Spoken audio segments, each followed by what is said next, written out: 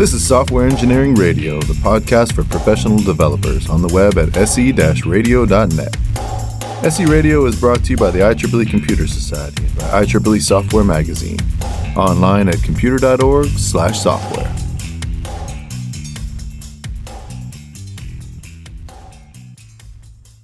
Hey, this is Jeremy Jung for Software Engineering Radio. Today I'm speaking with Sumit Kumar. Sumit is the head of engineering at Share Now, which is previously Car2Go. He's also the creator of an open source plugin called Leaflet Geoman, which provides drawing tools for the Leaflet mapping library. I'll be speaking with Sumit about his experience working with Leaflet and how developers can build mapping applications with it. So Sumit, welcome to Software Engineering Radio. Hello, thanks for having me. So the first thing I'd like to start with is, for people who aren't familiar with Leaflet, what is it and what types of projects would people build with it? So Leaflet is basically a mapping library, a JavaScript library for mobile-friendly interactive maps. That's how they say it. And basically, if you want a map and you don't want to use Google Maps, for example, for whatever reason, Leaflet is basically an open source alternative to Google Maps and other mapping providers. Of course, you still need the map itself, so basically the images of a map, where you can have OpenStreetMap or any other provider. But with Leaflet, you can, if I would have to describe it, you basically create the layers on top of the map. So that means polygons, markers, points of interest to show any data that you might have and to zoom around the map and stuff like this. So it's the library around the map itself and gives developers really, really good tools to do their own mapping solutions. And you were mentioning if you didn't want to use Google Maps for whatever reason. I'm sure a lot of people are familiar with Google Maps. What are kind of some of the main reasons you might not choose it? So in big corporations, for example, a lot of companies don't want to be tied in. So there are licensing reasons. There are, especially in Germany or in Europe, there are data protection reasons. There is simply a stigma attached to Google in that sense. Then Google uses a custom format for their geodata. And Leaflet you can use with an open standard called Geo JSON. You can use it with Google too, as far as I know, but it basically will transform everything to the Google proprietary format. And of course, it's much more expensive. That is also a reason, especially for startups or individual developers with side projects. If they have a big volume, if they expect bigger traffic, then Google Maps is quite expensive. And you were talking about how even though Leaflet exists to kind of provide maps, you still need a source for those maps. So what are some examples of sources people would use? Yeah, that's a good question. So normally people use OpenStreetMap, which is free to use, but I'm being quite honest, I think the Google Street Map maps are not very pretty. So all the projects that I do, even if it's open source, I use Mapbox in that sense. Mapbox is a company that I would say is built on top of Leaflet. I think last time I checked, even the maintainers or the core maintainers of Leaflet work at Mapbox. So the company grew out of Leaflet, from my understanding, and it's highly compatible with Leaflet, and they provide beautiful maps. This is not free. So I pay myself for great maps in the background to use even for my open source projects, but you can use basically any provider you want. So there is also Here Maps, it's a European provider. There is Google Maps, of course, you can use that.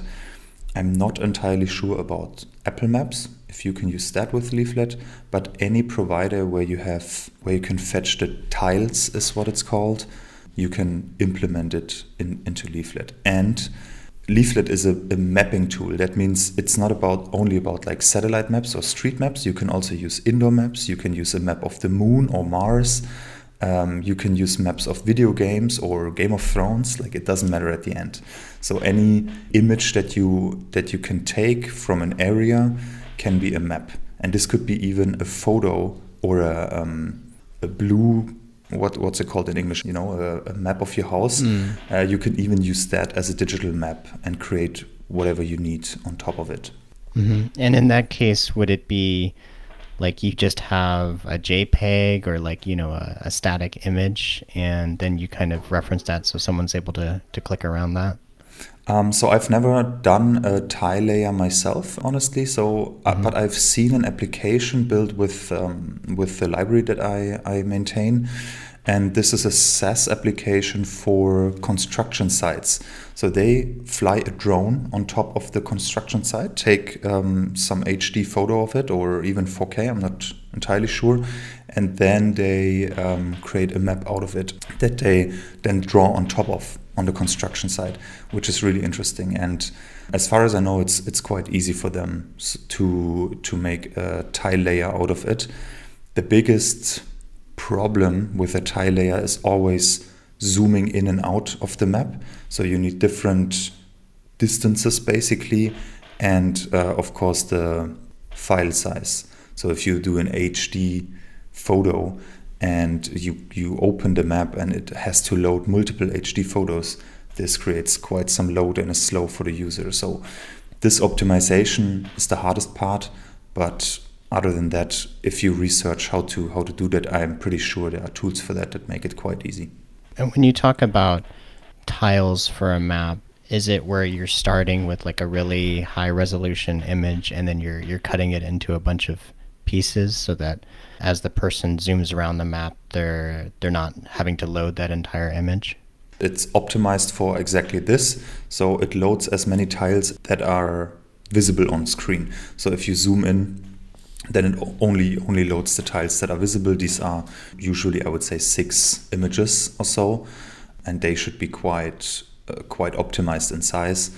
If you have a huge image with that covers a big area, if you zoom out, then instead of loading 1,000 tiles, you load only 6 tiles that show simply more area, but in less detail. So the load for the user is basically always the same. Doesn't matter which zoom level. And you start with a high resolution image and then cut it down. Mm-hmm. But again, I've never done it myself, so I'm not 100% sure on that. Sure. When people talk about map sources, sometimes they talk about raster tiles and sometimes they talk about vector data. What's kind of the main difference between the two, and when would you use each? Vector data itself, you can think, if you're a front-end developer, you can think of it like an SVG. So it's an image versus an SVG. An image has a fixed dimension, width and height, and if you zoom in, the quality gets lower. I can. So the quality gets lower a bit if you zoom in. And with an SVG, it's kind of rendered by the browser, so it has infinite scalability in a sense. And with vector maps, it's kind of the same. I'm not sure if that is a bit of a stretch to mapping experts, but the good thing for me, if I use vector maps, you can zoom in and out very fluently. There are oftentimes not particular steps to the next image, but it's a smooth transition. And especially if you use something like canvas mode in Leaflet, it's a much smoother experience for the user, but these are not individual images anymore. So I'm not talking necessarily about the tiles right now, but about the layers you put on top. So let's say you have markers of Tesla superchargers, for example, and you put them on the map. These can be individual DOM elements, and if you have 6,000 of them, it creates a lot of load for the browser. But if you have something like canvas mode, it's drawn inside one element and everything is smooth and performant again. You have the downside of you cannot interact with the DOM elements individually, of course. But I might getting a bit out of your question right now, because vector maps itself can be, if you refer to tiles, there might be even some additional advantages that I'm not sure yet. What I do know is that Uber, for example, created their own library also on top of open source products. I think it was on top of Mapbox, and they use only vector tiles like this because they have huge data needs and they need very performant maps. And if you use Leaflet only, like just out of the box how it's coming, and you have big data, then you might get into performance problems that I have myself, but not yet solved in particular apps that I built.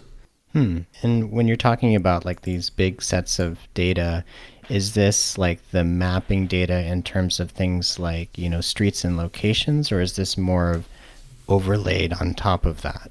That's definitely overlays on top of that. So I can do some examples. As you said, I'm working in the mobility sector, car sharing company. That's also how I got into Leaflet 6-7 years ago, because they needed a geospatial data management tool, basically, that I've built. And the data that they use are, points of interest, electric charging stations. We have parking zones, drop zones for the cars. We separate the city into polygons to track demand in specific areas, of course. And then you have other companies like Maersk, which is a logistics company. They have zones where their ships drive and stop off the harbors itself. You have Tesla, for example, has that supercharger stations, which is small data compared to that. And ridiculously detailed data, like if we are talking autonomous vehicles, then you need data like, you separate the road into different lanes, for example. One goes in one direction, the other one in the other direction. You have parking spots, and this for a whole city or a whole country. This is data that is so big and so much your browser will just crash if you try to display it in Leaflet alone. And so to start, like at the very simplest case, if someone is trying to put on a list of parking locations or superchargers, things like that, what does the API look like that for Leaflet? Are people calling functions that are adding these one by one, or is it syncing to a collection? Like, what does that look like? So there are multiple options in Leaflet, which is quite cool. So normally what I do is I try to use the data always in Geo JSON. So I store it maybe in a different format, but in general, the APIs I built around Leaflet use Geo JSON normally. And Leaflet, you can add Geo JSON simply. So there is a Geo JSON method where you just put in the data and it displays it on the map. You can also create your own shapes. That means a circle marker, a circle, a polygon, a line, a marker, all these kind of functions they have. Then you basically give it the coordinates and it creates the shape on the map. With GeoJSON, it's kind of a wrapper for everything. So if you provided a GeoJSON, it can be markers, can be polygons, can be lines, and the Leaflet will just add everything. It depends on your needs or your source of data that you have. And particularly with my library, where I create the shapes, so the user can draw the shapes, him or herself, I need all of those functions, basically. And you were saying that GeoJSON is a good option for kind of storing the locations of different things, storing shapes and things like that. How about for data that kind of changes often? Like you were saying, if you have a car sharing application, you might have live locations of where cars are, just as an example. Would GeoJSON be suitable for something like that? So I'm sure there are people that disagree with me. I had discussions actually with developers from Uber and also some, let's say, mapping experts from other companies, and the opinions vary. I can only speak for myself. Even though JSON or GeoJSON might not be the most efficient storing format out there, it's basically a standard in modern APIs to use JSON or GeoJSON as the format to exchange data. And I like to have not a lot of transformations with my data, so I store it as much as I can in GeoJSON. It works fine for me. I don't have any restrictions or downsides for that currently. Granted, I don't build applications on the scale of Uber, but Uber also told me they store it in GeoJSON. They don't have a problem with it either. They like to use open standards, and I agree with that. And if we are talking live data, it doesn't matter how frequent the location, for example, of a marker is updated. Let's say every half a second you update the location of a moving car.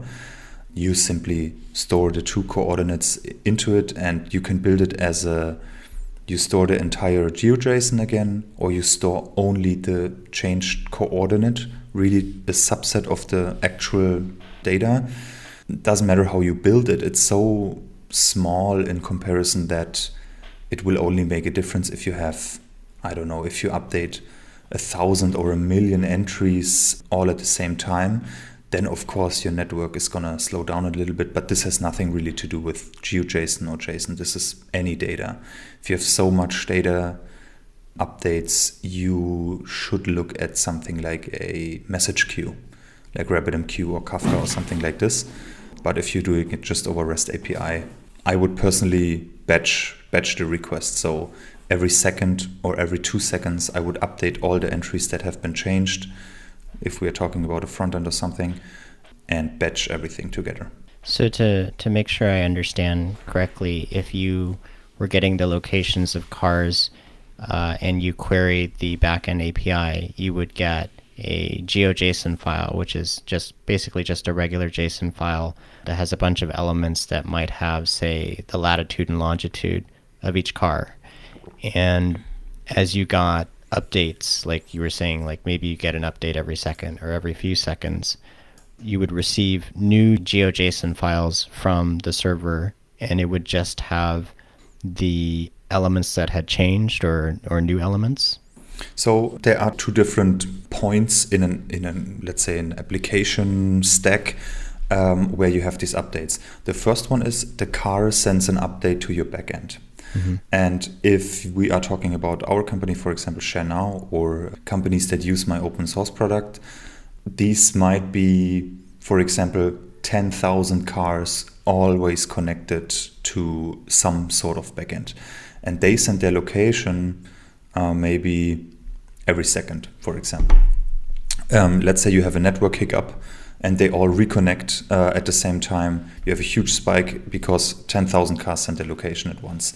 And this is an area where we at least make the experience don't use just HTTP, use a message queue. So we can handle all of that data, because the cars do not only send their location, they also send, is the window down, is it up, motor start, motor stop event. So everything that happens in a car, connected car, is sent to a server, and these can be multiple events per second. If we're talking 10,000, 100,000 vehicles or scooters or whatever it is, this load should be handled by a message queue like Kafka or RabbitMQ. Once it's in the backend and you just in quotation marks want to display it on a front end, then we are talking a different story here, because a front end doesn't have a message queue like this. We can use, if you want to do it really in a real-time sense, you can use WebSockets, which is you send incremental updates as they come in to the front end and change your data. And this can be just basically an ID and a new latitude and longitude, and you connect the data in the front end. It can be a new JSON. It's completely dependent on how you build it.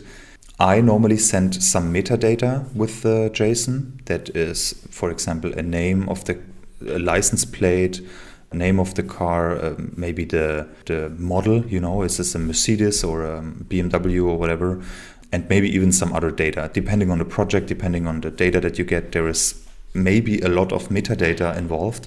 Then I don't send the entire JSON. Then I just send the updated information.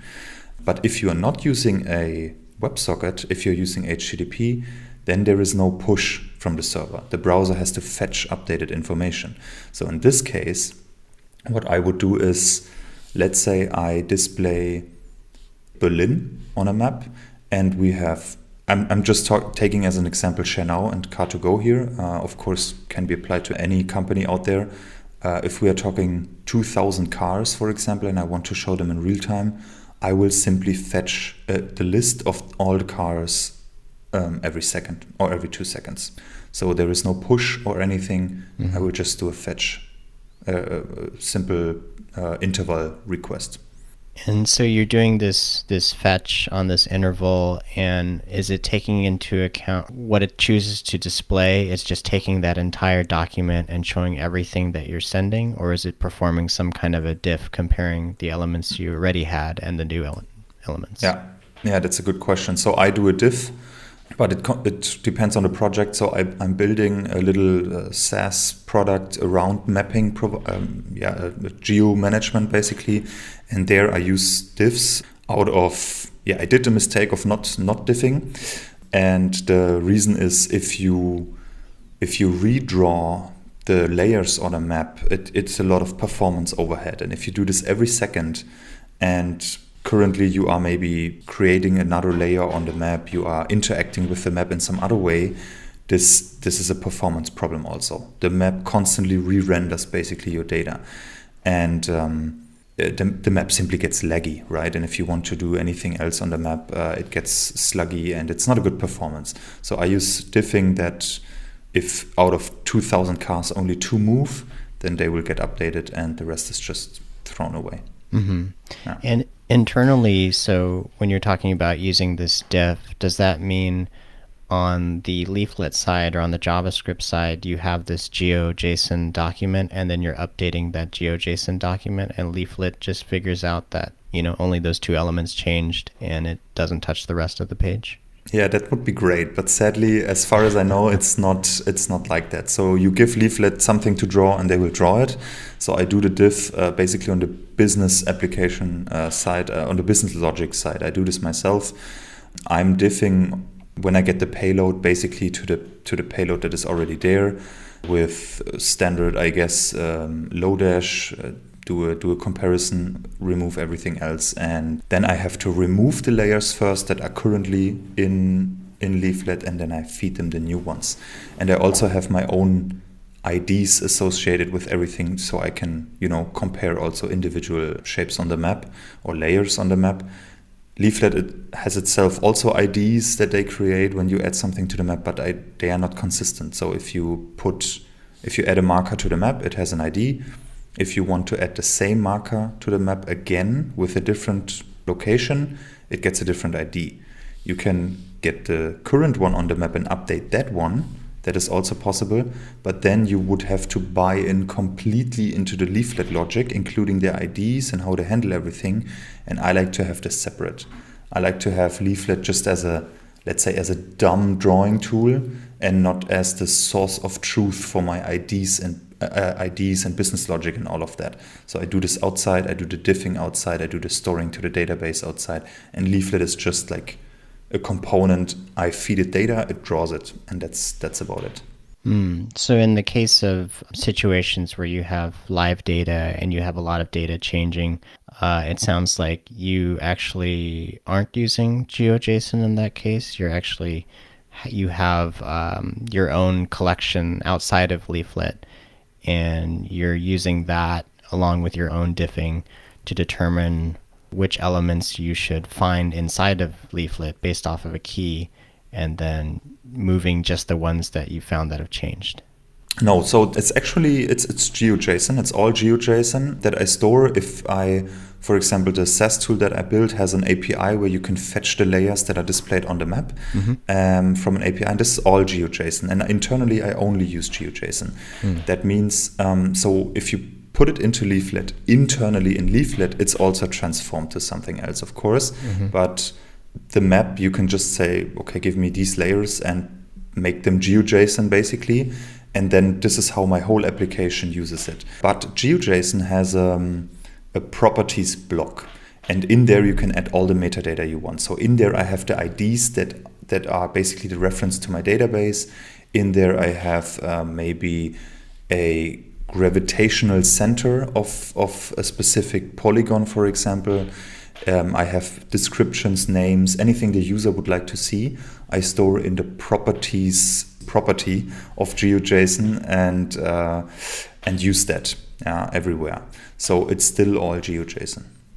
You have, let's say, a single GeoJSON document for all of your car locations, and if you go inside that GeoJSON, find the key of a car that you want to move, you can update the location through the GeoJSON. And so that's actually a pretty good question, and this depends a bit on the application that you're building. So GeoJSON allows you to group layers together. That means if you have one polygon cool, you can have that. If you have 2 or 3 or 100, you can group them in what's called a feature collection. And you can store it this way. That's completely fine. And then you have big payloads, but you have to get into the GeoJSON and like get the specifics out of it. In the SaaS application, I have this use case to count and limit the layers that a user can draw on a map. And this means I want this to be separate database entries. So a user can also choose to share one layer versus the other with the public or with a colleague or whatever. And to have this granular permission system, I need this to be separate database entries. And that means each layer on the map is, for me personally, a different GeoJSON. But again, this is highly customized to my use case. I'm sure there are users out there, for example, if they fetch my data from GeoJSON through the API, they would not like to have 1,000 different GeoJSONs in an array or a collection for all the markers. They would just like to have one big GeoJSON file that owns all of the data. This is easy to do. Like, you can just combine them. That's fine, and I will do this on the API level. But for my use case, I store them separately. Okay, so when we're talking about GeoJSON, in a lot of cases, you actually choose to have a separate GeoJSON document for each marker or each thing that you're going to put onto the map. Exactly. Okay, cool. So we were kind of talking about how, you're bringing in data on the back end and then you're bringing it in as GeoJSON on the front end. Is the GeoJSON, is that something that you're converting at the API level, or are you actually storing your data as GeoJSON on the back end as well? So yeah, this is the embarrassing part of the application, especially when you start out. I'm building this application for a long time, but there is tech debt, of course, and that is one thing. So what got me up fast, I use Firebase as a data storage, or Firestore it's called. And this helps me to simply, ramp up an application quite fast. And I still use it even after many months, I think a year now, that I'm building this application. And in there, you have a limitation of how you store it. The document format is limited, so I cannot have nested arrays. But GeoJSON has quite a lot of nested arrays, especially if you have multi-polygons. That means multiple polygons belonging to one layer, acting as one layer basically, with holes in it, for example. These are multiple levels of nested arrays. You can't just store this in Firestore. You have to store it as a JSON string. So basically what this means is I store my GeoJSON as strings currently. That means on a database level, I can't do any queries. Anything I do with the data, I first fetch it via Cloud Functions or a node script or whatever. I fetch the data first, then I do the calculations on top of it. For example, is a point inside this GeoJSON, or are these polygons near the user or whatever. I do all the calculations and then I serve the data as GeoJSON, of course. So I store it as GeoJSON in a sense, but it's a string.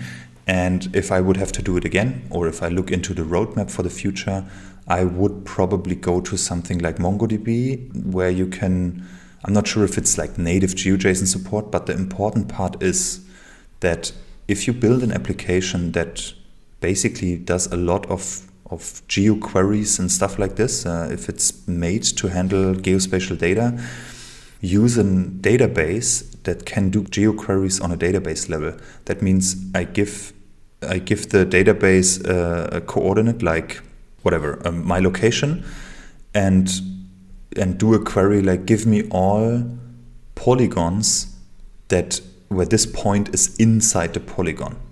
This is something, if you can do this on a database level, this adds a lot of performance, because otherwise, if we're talking thousands or millions of layers, you have to fetch everything and calculate this on the backend side, and this is expensive. Mm-hmm. So I would go to a database that allows geoqueries. Mm-hmm. Firebase says they have this, They have this in a very, very limited format. I asked this on Stack Overflow.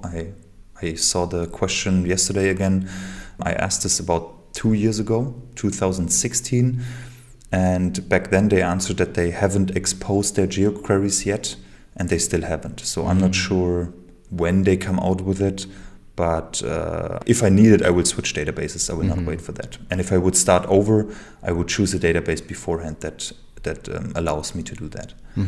And for your work at ShareNow, how are you storing the geodata there? I have not touched that particular product in quite a while. But back then, when we built it, it was Geo JSON, but we used MongoDB. And I'm not entirely sure if you can simply, without any transformation, store GeoJSON in MongoDB, but MongoDB has geoqueries. So I know that much, but I can't tell you right now out off the top of my head if you have to transform it, or if MongoDB, for example, accepts GeoJSON but transforms it internally. That I don't know. And we're kind of talking about how you can have an application with a lot of data, but depending on where the user is looking on the map, they don't necessarily need to bring in all that data at once. What are kind of the strategies you use to deal with that? That is a good one. So what geoqueries often allow you to do is, if I look on a map, you can define the borders by basically the top left, top right, bottom left, bottom right corners of your screen. So if I have a map on my screen, I can say, or Leaflet and any mapping library can basically give you the boundaries that you are currently looking at. And these are these 4 coordinates. And if your database supports geoqueries, you can basically say, give me all layers that are inside these boundaries. And then you can just fetch that data. This is how I would do it from the top of my head. Honestly, I've not built it like this because I've not had to deal with those big kind of data sets.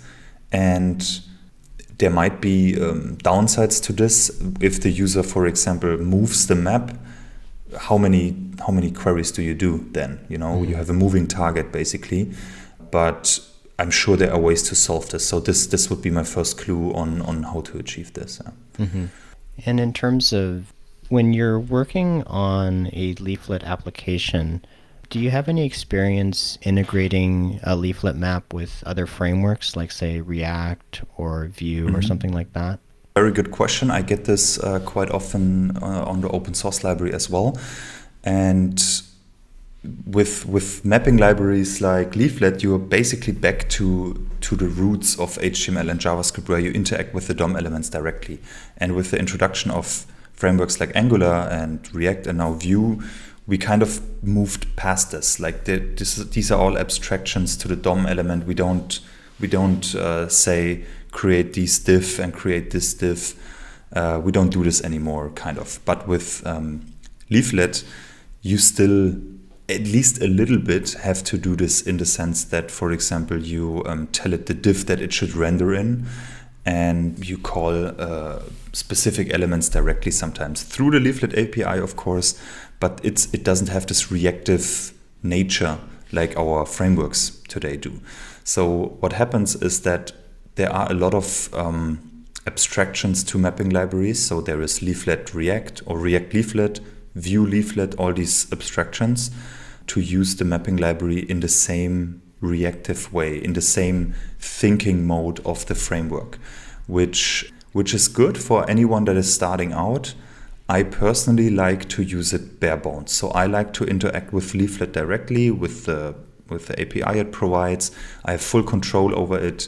Maybe I'm an advanced user in a sense, could be, but the abstractions that are out there, they limit me because I always have to go through that. I always, if there is a new feature or an edge case I want to tackle or something, I always need the buy-in of the maintainer of that abstraction.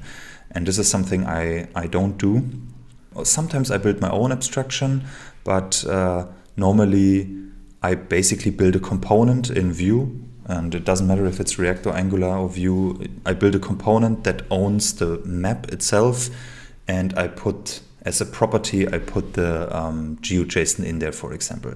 And the component does all the rest. Maybe the diffing even, the rendering, the updating, the watching of the properties, but you have to build your watchers yourself and stuff like this. So it's just out of context normally. And this, not every developer is comfortable with this, especially if you start programming and you started in the world with React, in the world of React. So you're not used to this bare bone coding. But if you use other libraries that are interacting with the DOM elements directly, then it helps. It's a good exercise to connect these two worlds. Another use case might be where you could use your skill sets in this sense are charting libraries. So if you display charts, for example, on a dashboard, it's the same topic there.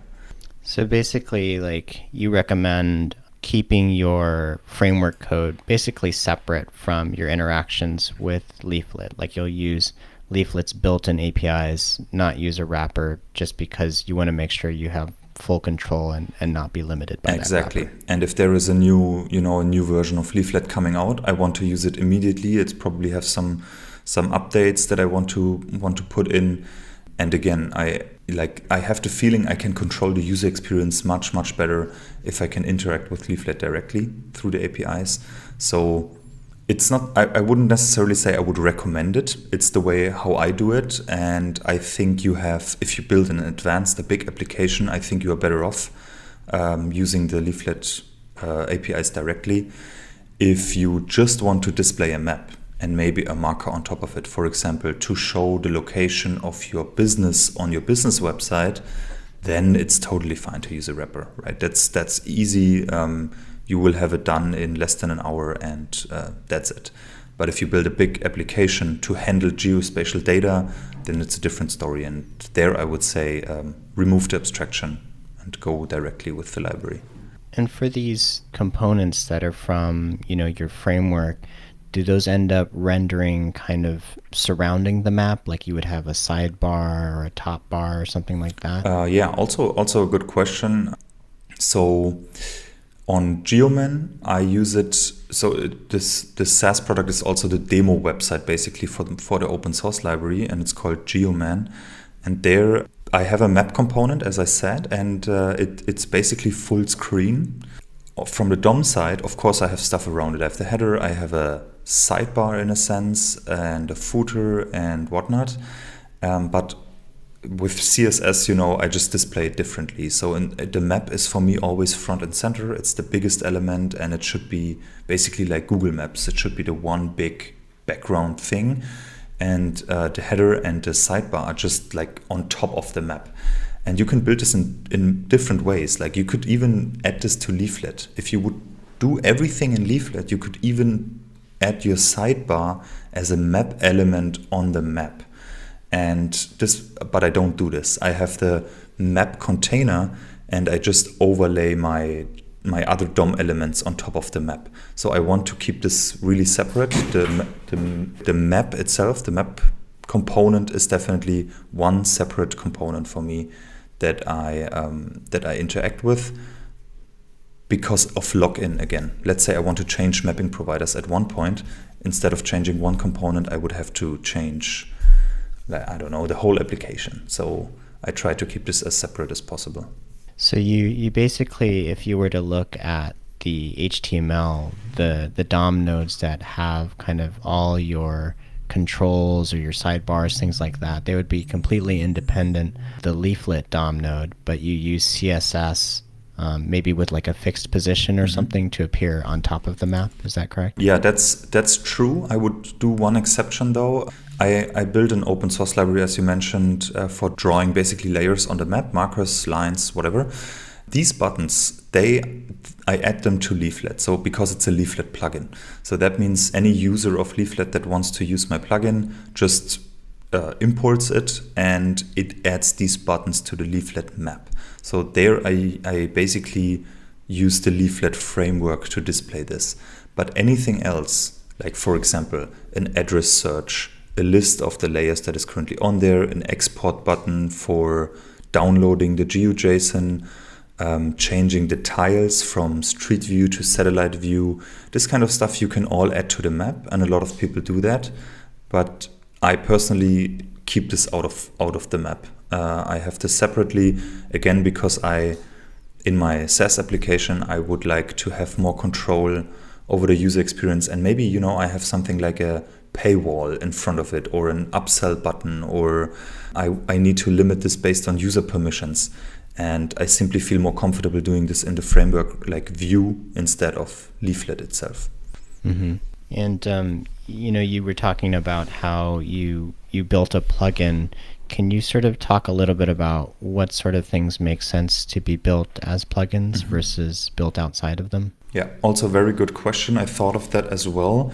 Sometimes my thoughts went to, if you have the stuff I just mentioned, an address search and a list of layers and stuff like this, I thought about, what if everything of that is a plugin for Leaflet? I could open source everything. I just add everything modular to Leaflet. Could be a way. Again, this is then very, it's a big login, of course, into the Leaflet ecosystem.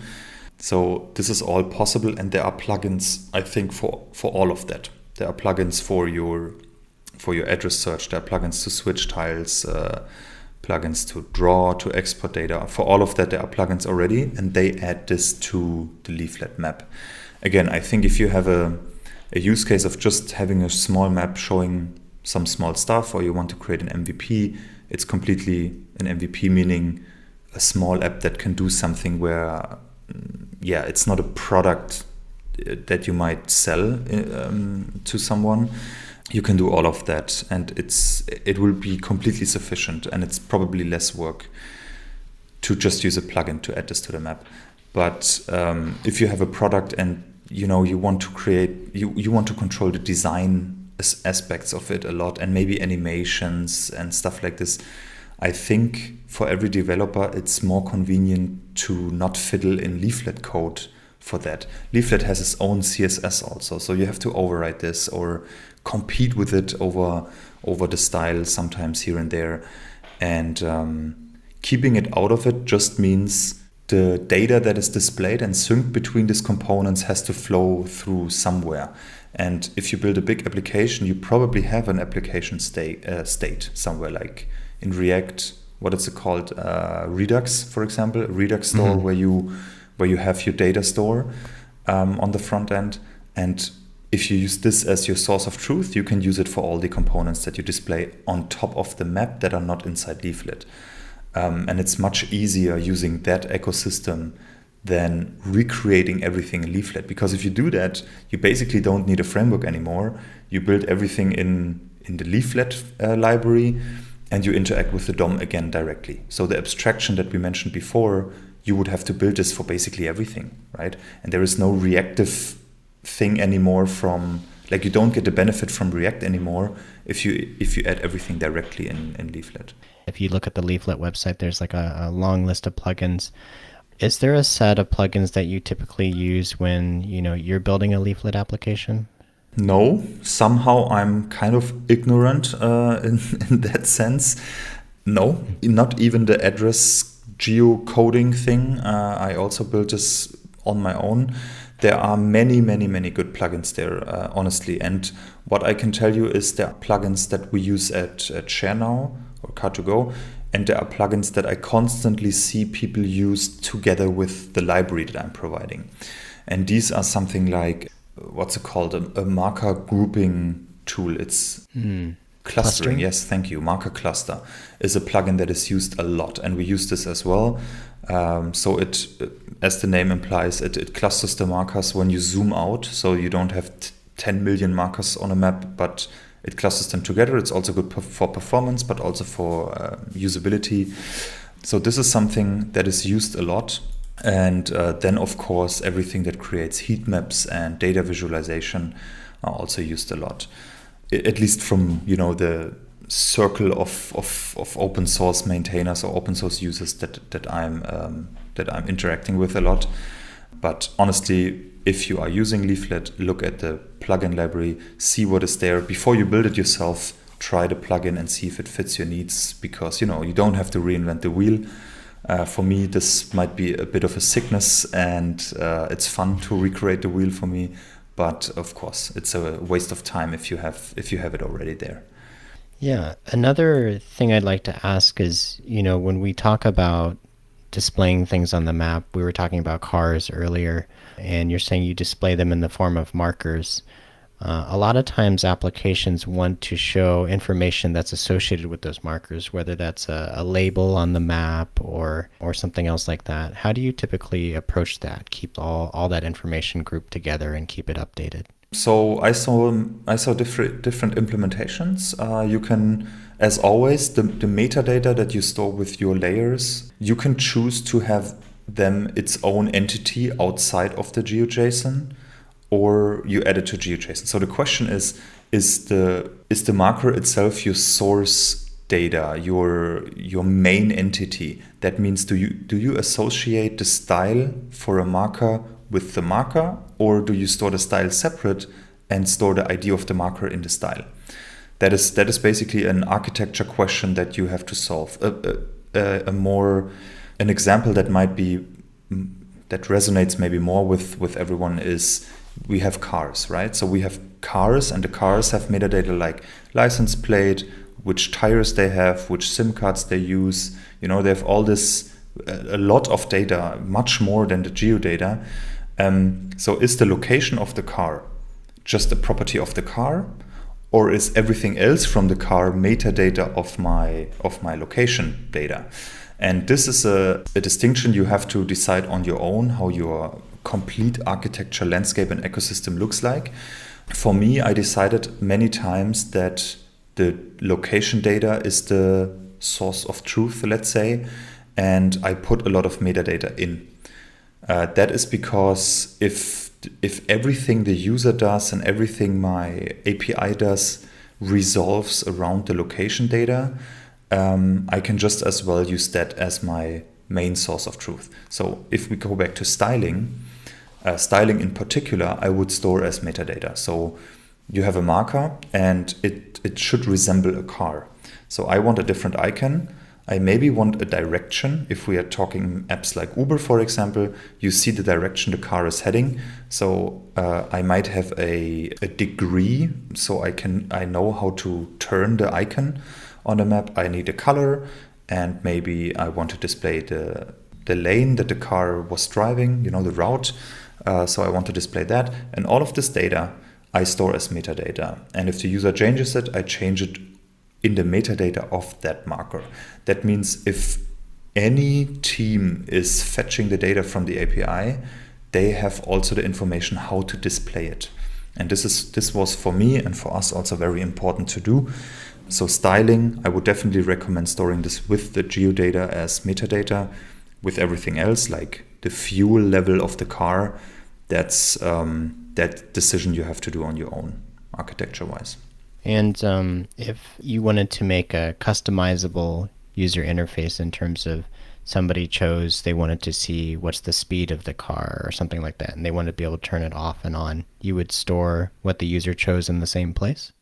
What the user chose in the sense of, okay, I want to see the fuel level, I want to see the license plate. Right. Okay. If they want to be able to turn it on and off. So that is a big use case. I think that's the use case for everyone that displays markers. Let's use Tesla superchargers, for example. You have the location of the supercharger, and if you click on one, you have the address, the exact location, how many are there, how many are currently free, blah blah blah. All of this data. Like, can you eat there? Are there restrooms, etc. So Tesla, they don't give you the data as GeoJSON. They give you a collection of superchargers, basically an array with objects, and just the location of the supercharger is a GeoJSON. That means you have a big collection of JSON data, and a subset property of each entry is a GeoJSON. That is also how we do it at Car2Go and ShareNow. So yeah, GeoJSON is just a part of a bigger data set. But in Geoman, for example, I reversed that. I use GeoJSON as the main source and have basically most of the data as metadata inside the GeoJSON. It doesn't make a big difference to anyone. It's just a preference of how you manage your data. And again, what is your main entity? Is your entity a car? that has a location property, or is your main entity a marker and being a car is just a property of that marker? Could also be a plane or a user. So because I built an application where everything revolves around location data, I chose the location is my main entity, and that is the Geo JSON, and the fact that it's a car, it's just a metadata, a property of it with a specific icon, basically. Like, my application doesn't care if it's a plane or a car at the end of the day. Cool. I guess another thing I'd like to ask about is when people use maps, a lot of times they're on their phones as well as just being on the desktop. What's your approach, or what are things to watch out for when building a site that needs to work on both desktop and mobile? Very tricky, very tricky. So two things. If you just want to display it, so again, the use case of you have a location of a business or something that you would like to display, that is no problem at all. Leaflet is very mobile friendly, and if you just display the marker, the user can zoom in and out, can easily scroll through. So if your thumb goes on the map and you scroll, you might have seen this with Google Maps, right? In Google Maps, to zoom or to move the map, you need to use two fingers. They do that so you can easily scroll through the website without, that your scrolling is interrupted by you moving the map instead. So these kind of functionality to make it mobile friendly is there in all of these libraries. So this is an easy thing. You don't have to do anything. It just works out of the box. But if you create more advanced interactions with a map, like for example, a user should be able to draw a polygon, then it gets more trickier. And Geoman and also my library, Leaflet Geoman, they both work on mobile. I think that is also one reason why it's getting quite popular, because from my research, it's the only drawing tool that works on mobile. But if you use your thumb, it gets, and in your small screen, it gets less precise, your drawings. So I have features like pinning. That means if you click near a different marker, it just snaps them together. So it assumes you want to place them on top of each other. That's a really cool use case, especially on desktop where you can easily move the markers. But on mobile, it's not that easy. So I personally think it's possible, but it's not a good way to do that, except for, let's say you have an iPad Pro with a pen. Then it's really cool. Then I was really impressed when I used my own library for the first time on an iPad Pro with a pen, because then you can draw really precisely. It's a lot of fun. It's easy to do. That's really cool. So if you have advanced interactions with mobile, then you will get into situations with click events and stuff like this, where it gets maybe a little bit more tricky, and use cases where you hover the mouse over the map and you display things, or you give the user a hint of what will happen when they click. You can't do this on mobile. So it's basically a different experience, and in a sense a limited functionality if we are talking about drawing. So this you should keep in mind. If it's strictly about displaying data, you will not have a problem. Mm-hmm. And in terms of the UI, like it may need to be significantly different, right, between desktop and mobile. Do you effectively kind of hide a lot of UI elements, or kind of build two, components depending on what size the viewport is? Yeah, of course. So in Geoman, I use the sidebar, for example, right? If you display it on mobile, you don't see the map anymore, and it's just a lot of data. So the more data you show and the more metadata you want to display, the trickier it gets how to display this on mobile. And the map should be front and center, especially on a tool that revolves around that. So that means if you open Geoman.io on your phone, you only see the map, and you have a small icon on top that moves in the sidebar, for example. It's still not perfect. I think it's a limited use case also, my particular app, to use this on mobile. But of course, you have the same problem with any website that displays a lot of data. You have to hide some. You might have to basically also reduce some data. Like some data you just don't need on mobile.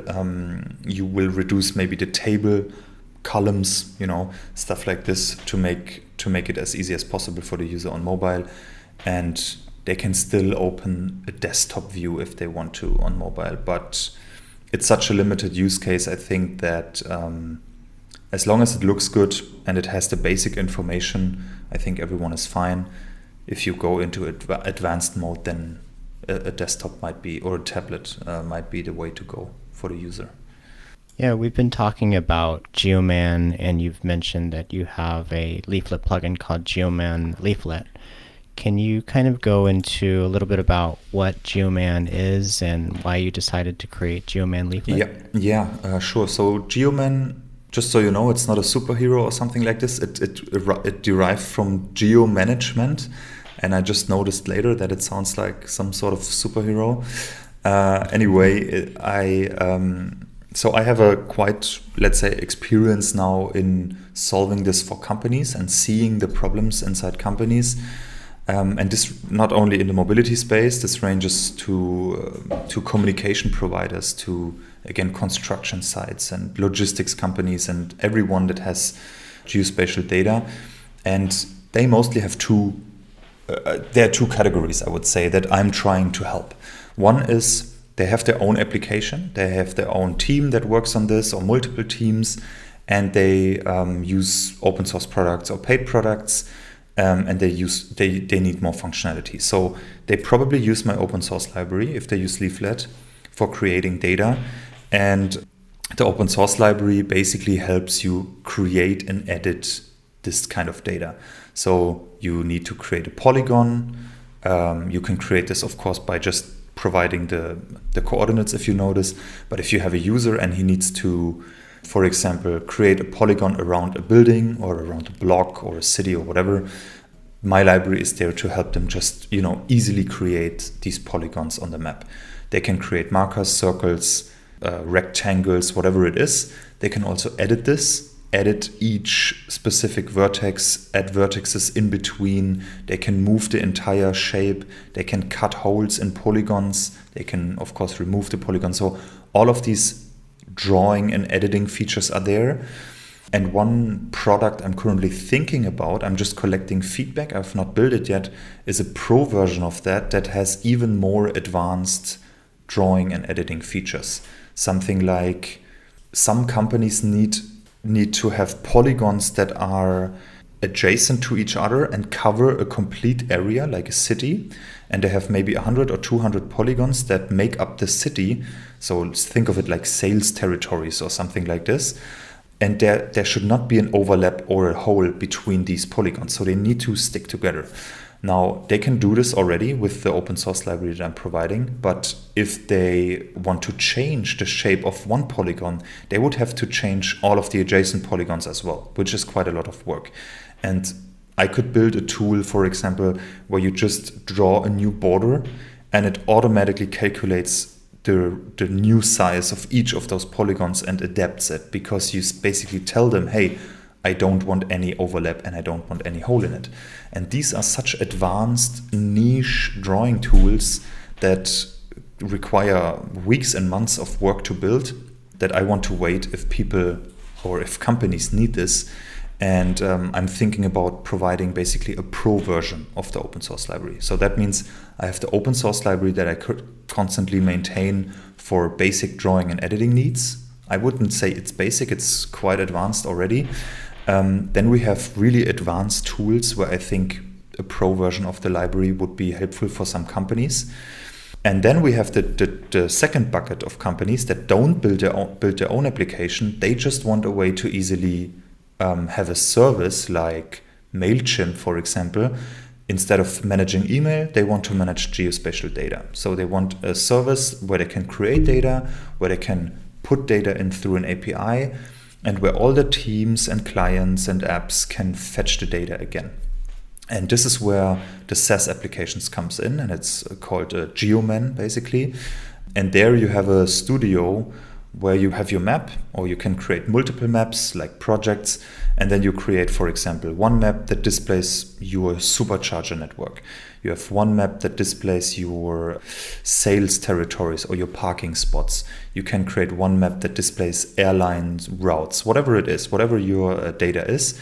And for me, the powerful thing that would solve a lot of problems inside companies is you can draw this, any user can draw this. It can be a working student that creates parking spots, for example, in a city. Then you have your developers that not only consume the data, but they can write the data through the API, and it's updated everywhere on every consumer. And you can attach the metadata to it to put everything in. So to summarize, there's Geoman, the application, which is where somebody can draw shapes or add data, probably import data from something like, say, a CSV or an API or something like that. And then if you had an application that wanted to consume the data, Geoman itself has an API for people to get data back out. Exactly. And then Geoman Leaflet is the Leaflet plugin that you built and use within the Geoman application. Exactly. And it's open source for anyone that wants to build basically their own application to manage geodata. And so I got asked a lot, for example, why do I open source this? Because it seems like it's one of the best plugins out there. Like, I don't want to say anything false here. I'm not sure about that, but users tell me they switch to it, for example, from other libraries, and I also haven't seen other libraries that provide the same functionality. So it's one of the more advanced ones, and people ask me, why do I open source this? Why is it not part of the Geoman suite that makes it a reason for people to use? And the reason is simply that I know that Geoman will not cover all use cases that are out there. People need very specific needs in geodata, and I like open source. I love contributing to it. I love the interaction with the community, and I think it's a great open source product. I personally benefit a lot from open source as well, specifically with Leaflet, and I thought Geoman as a platform can be a way for me to earn money and invest more time into the open source product that I can then give back again. You know what I mean? So open source, I've maintained this library for 4 years now. I have not earned a single euro with it, and it costs a lot of time, and I feel bad if I don't maintain it for a month or something. But if the platform is successful, then I have more time to develop it, right? There is it serves multiple purposes, not only for me personally, but also I can maintain the library much better, add much more features for anyone that wants to build their own application with the open source tools. Very cool. So hopefully at some point you'll get to spend more time in your day job working on Geoman and working on Geoman Leaflet. Would love to, yeah. Cool. To start wrapping up, for people who are learning Leaflet, are there common mistakes you see people make or suggestions you have for people who are learning Leaflet now? Yeah, so if you go through the docs and use the standard Stack Overflow tools that we all use every day, you will get quite far. What I see a lot, especially if you use frameworks and beginners with Leaflet, they struggle sometimes to make this mental distinction between these two universes, these two ecosystems. So if you use a reactive framework like React, Vue, Angular, just know that Leaflet itself is not part of that. You interact with the DOM directly, as mentioned before. So don't expect like this reactivity, you just provided something and everything changes on the map. This is something where I see a lot of questions happening. Then on the other hand, the business side. So think of Leaflet and mapping, like they provide you the tools to display a map and data on top of it, but the business logic behind it, like how do you store it, in what data format, I want this tile to be red if it's overlapping something else. This kind of stuff you have to build yourself or use a plugin for it. Like it won't create business logic for you. It's basically a dumb way of rendering data. Not that dumb, but I hope you get what I mean, right? You have business logic that is specific to you, and you have to build this yourself. So the library will not do this out of the box for you. So I see these questions a lot also on the open source repository, where people just expect it to do things, but they can easily do this in 3 lines of codes. They just haven't wrapped their head around yet what exactly is Leaflet doing for you and what not. So if you have any kind of business logic, this should happen when this occurs. This is something you have to build yourself. And it's honestly quite easy. But if you have any questions, I'm happy to help. Not only for my open source library, I'm on Twitter and everywhere, so I'm happy to help out. Cool. Are there any specific projects that people should look at if they're trying to learn how an application should be laid out in Leaflet? So there are multiple demo projects for basically all the plugins. There are demo projects and also for Leaflet itself. You can look at Geoman.io, which is quite the, let's say, more advanced use case, I would say, what map functionality you can add to a map.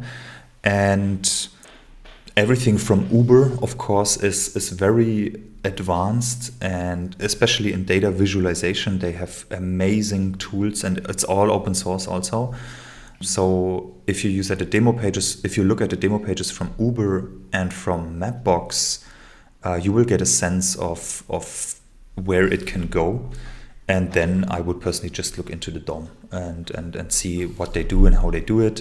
Maybe they have an open source repository where I can take a look. And also, for example, if you want to write your own plugin with Leaflet, look at the open source code. That's how I started. Like, I had no idea how to create a plugin for Leaflet or how to manage geospatial data. Like, I just didn't know. All I had was I needed functionality that no plugin had. So Leaflet Draw was back then the only one.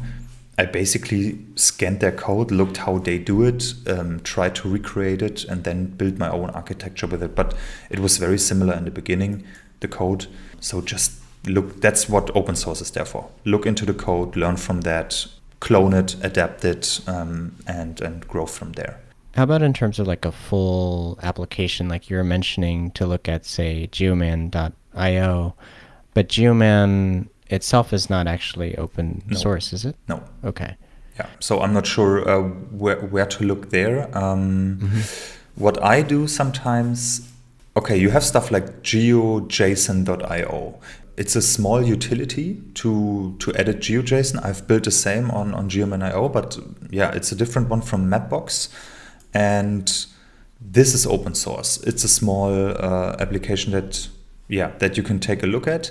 What I can also recommend is if you, for example, you want to create a leaflet map and you don't know how, the demos are not enough for you, you want to see some real use cases with React, for example. What I do is I use the advanced search functionality on GitHub.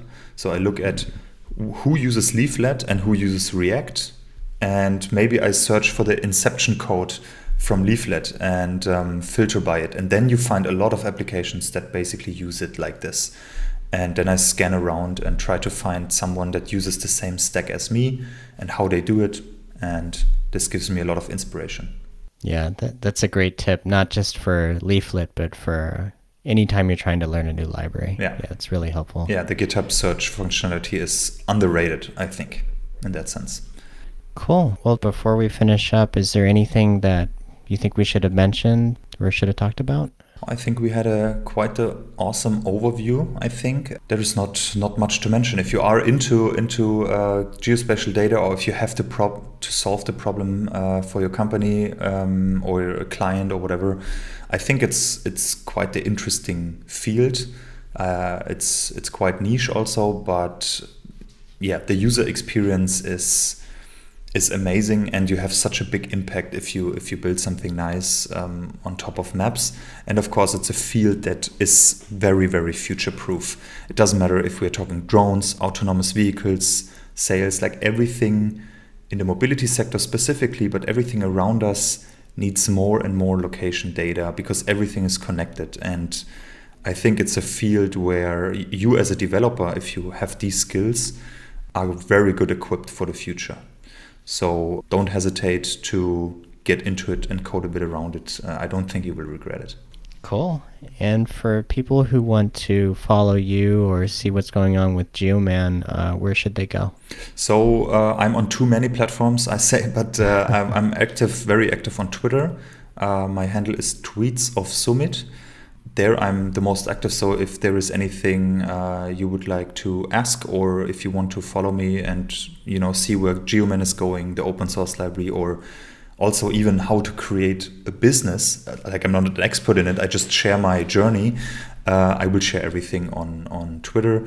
And if I have, for example, a YouTube video or even a guest appearance on a podcast like this one, I will share everything there. So I think that is the best way. And of course, you can go to my website, which is raum.sh. Raum is a German word, Raum for room. Raum.sh is my personal website where I also post occasional updates here and there. Very cool. Well, thank you so much for talking to me today, Sumit. Thanks for having me, Jeremy. It was nice talking to you. Thanks for listening to SE Radio, an educational program brought to you by IEEE Software Magazine. For more about the podcast, including other episodes, visit our website at se-radio.net. To provide feedback, you can comment on each episode on the website or reach us on LinkedIn, Facebook, Twitter, or through our Slack channel at seradio.slack.com. You can also email us at team@se-radio.net. This and all other episodes of SE Radio is licensed under Creative Commons License 2.5. Thanks for listening.